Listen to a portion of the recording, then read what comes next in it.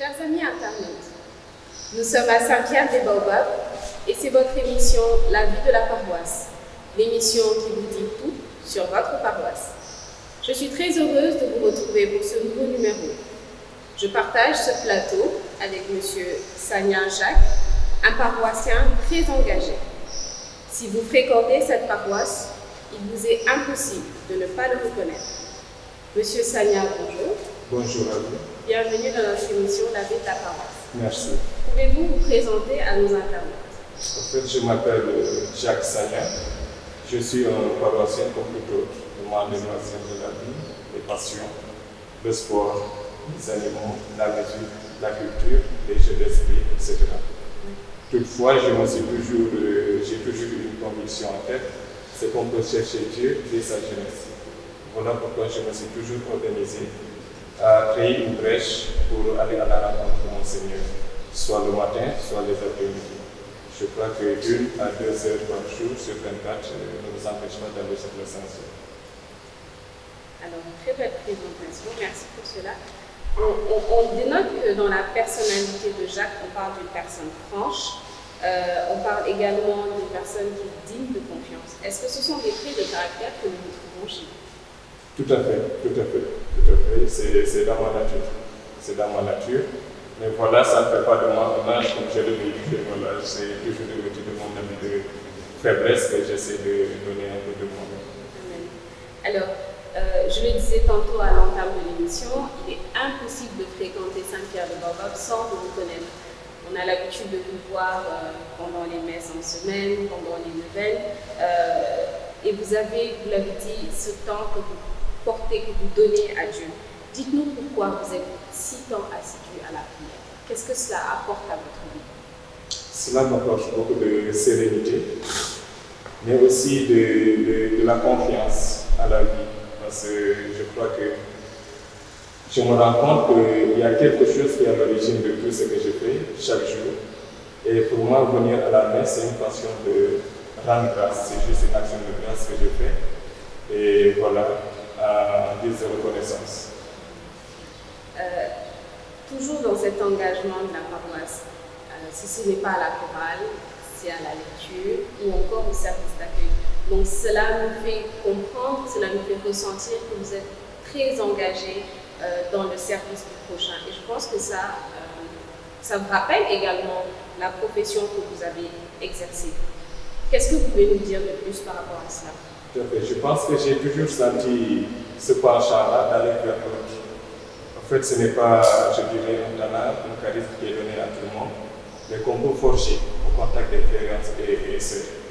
Donc, ne toujours pas attendre qu'on vienne nous servir, mais de faire le premier pas. Je pense que c'est important. D'ailleurs, un célébrant lors d'une messe dominicale m'a rappelé qu'il préférait toujours voir Satan servir qu'un âge qui le regarde les bras croisés. Donc, je crois qu'en église, en paroisse, de façon générale, il y a toujours 1001 façons de servir. Voilà, il ne faudrait pas toujours qu'on se regarde et qu'on attend de l'autre. À l'image du Christ, être voilà, serviteur. Tout à fait. Alors justement, vous avez évolué dans le corps militaire. Quel a été le rôle de votre foi dans l'exercice de vos fonctions?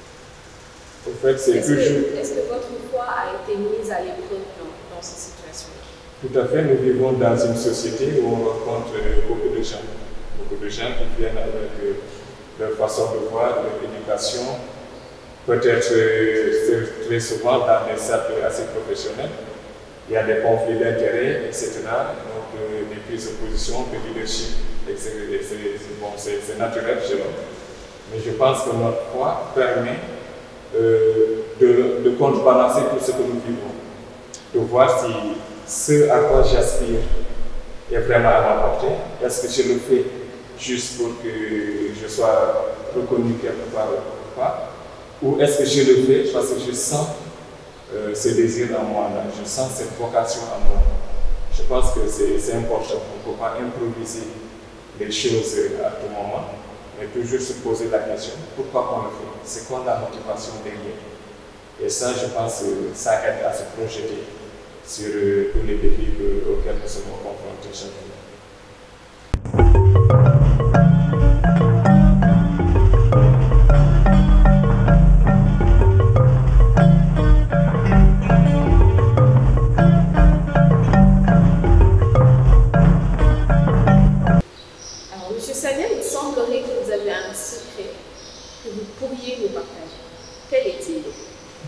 c'est la persévérance dans la prière.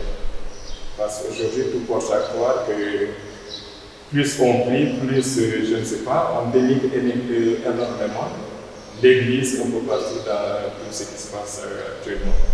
Donc, je pense qu'il faudrait que nous soyons endurants mentalement et qu'on ait du cœur vraiment et de la conviction dans ce que nous faisons. Ce n'est pas de l'amusement, il s'agit avant tout de notre foi. Je pense que voilà, le secret, c'est vraiment de persévérer. Et ce n'est pas seulement au jour de joie qu'il faudra prier. Lorsque nous sommes malades, lorsque, par exemple, nous sommes au chômage technique, lorsque voilà, ça ne va pas, tout semble aller à l'inverse, c'est en ce moment qu'il faudrait prier davantage. Donc, voilà, dans les épreuves, voilà, pas seulement dans la joie, quand on vient de décrocher un job, quand on se marie, etc. Le Seigneur est merveilleux tous les jours, à chaque instant. Et quel est votre plus grand regret aujourd'hui? Je n'ai pas à proprement parler d'un grand regret.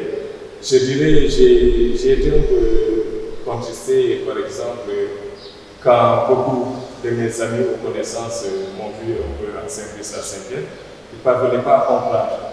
Donc, ils avaient un peu un regard assez critique. Et j'allais même dire que pourquoi j'allais arrêter tout bonnement, parce qu'ils me disaient, mais personne ne s'engage plus. Pourquoi tu te tues à t'engager? Qu'est-ce que tu fais?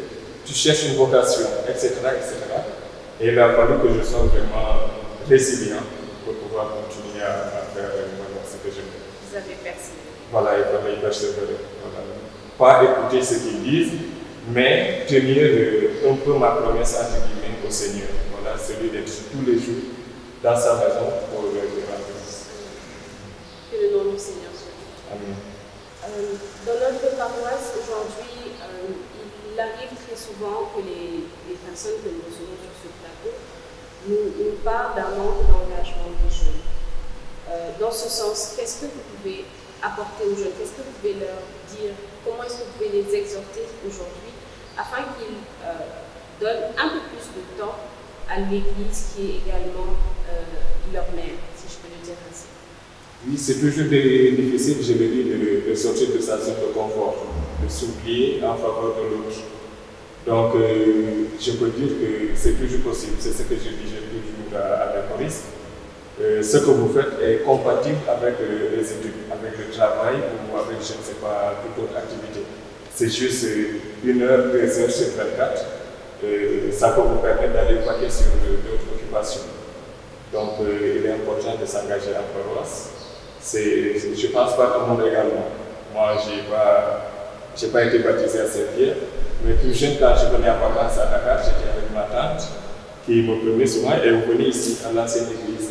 Et c'est comme ça que j'ai connu Saint-Pierre. Quand je suis venu pour les études, j'ai logé à Baobab. Donc, tout naturellement, j'ai continué à venir à Saint-Pierre. Donc, c'est ça. Il faut avoir ce désir-là, la nécessité d'être au service des autres. Je pense que c'est important. Parce que moi, tout au début, c'est venu comme ça au hasard, en fait. Donc, c'est un de mes amis qui m'a attiré l'attention pour me dire, mais écoute, je te vois toujours à la messe. Jamais aux adorations, par exemple. Donc, ensuite, je voulais reprendre l'activité sportive. Par moment, puis ça ne s'est pas passé. Après 6 mois, je me suis dit, mais pourquoi ne pas revoir à la baisse les horaires de messe? C'est comme ça que j'ai commencé à faire, l'adoration, ensuite jusqu'à la messe. Donc, c'est venu un peu à au hasard.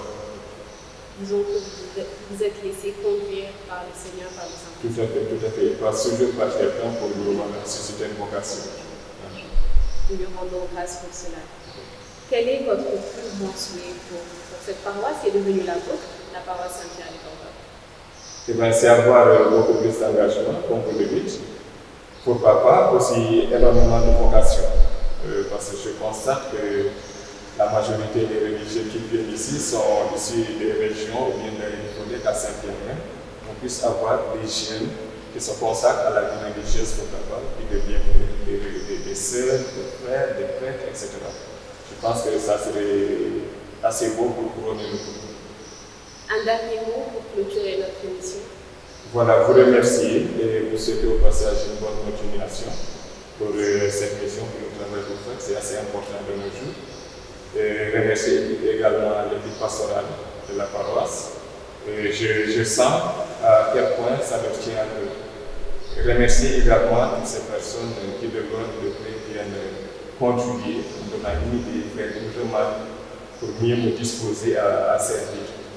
Également, mes pensées vont aux pionniers, ceux qui ont toujours entretenu cette flamme-là et que nous avons reçu jusqu'à nos jours. Merci beaucoup, M. Sagna. Ça a été un plaisir de partager ce plateau avec vous. Merci, c'est moi qui vous remercie.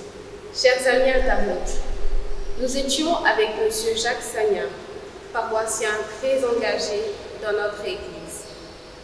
M. Sagna incite les jeunes à plus d'engagement, consacrer 1 heure ou 2 au service de notre Église.